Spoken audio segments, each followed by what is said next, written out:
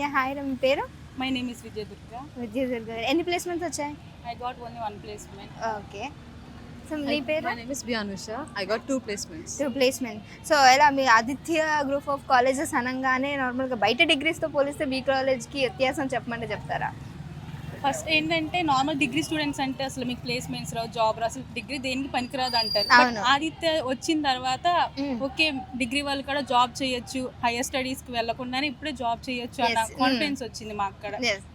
So అంటే degree అనగానే అయిపోయింది అనగానే చిన్నపిల్లలానే చూస్తారు, బట్ డిగ్రీ తర్వాత మీకు జాబ్ వస్తుంది అని అంటే సో మీ పేరెంట్స్ హ్యాపీనెస్ ఎలా ఉంది అంటారు?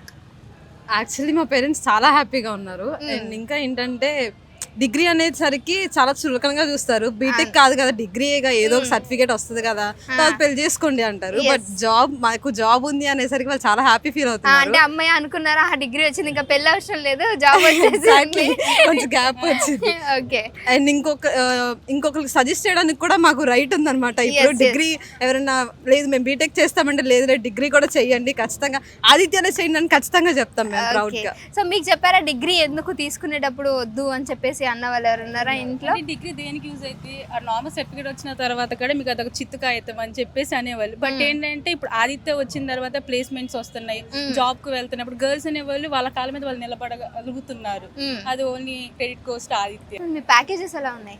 హైయెస్ట్ ప్యాకేజ్ వచ్చి 9.2, 9.0. ఓకే. నాకు వచ్చిన ప్యాకేజ్ వచ్చి 3.0. ఓకే. నీకురా? నాకు 3.5 ఒక కంపెనీ విప్రో 3.5, ఇంకోటి 4.8 అనుకుంటా. Wow, great great. Congratulations and all the best ఇద్దరికి మీ ఫ్యూచర్. Thank you.